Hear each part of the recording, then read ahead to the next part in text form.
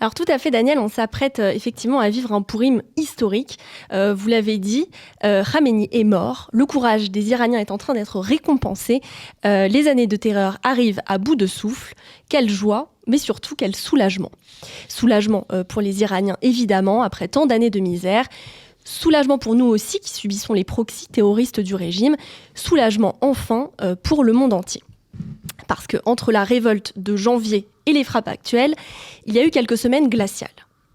Des semaines qui auraient dû soulever une vague d'indignation dans le monde. Après avoir fait preuve d'un courage inflexible, les Iraniens étaient réprimés dans le sang et personne, semblait-il, n'allait leur venir en aide. Tant pis pour les Iraniens dans les rues, tant pis pour leur bravoure, tant pis, c'était comme ça et puis c'est tout.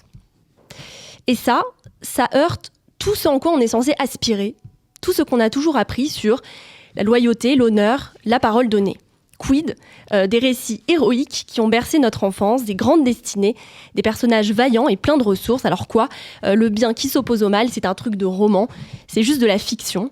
Quand des épreuves se présentent, c'est chacun chez soi et Dieu pour tous. Ces derniers temps, il y avait de quoi le penser. Alors, je ne vous dirai pas que ceux qui reversent de la dignité dans le monde sont ceux qui bombardent les mollahs depuis hier, je le pense fort, mais je ne le dirai pas. En revanche, je vous dirai ceci. Ce qu'on retrouve depuis hier, c'est la certitude essentielle, fondamentale, que le bien finit par triompher du mal. Sans cette certitude, il y a de quoi céder au désespoir. C'est d'ailleurs, chers auditeurs, pour cela qu'on mange les oreilles d'Aman à Pourim, ces fameuses petites pâtisseries qui n'ont d'oreilles que le nom. Manger les oreilles d'Aman, c'est refuser que le mal est le dernier mot, c'est le symbole de la destruction totale du mal.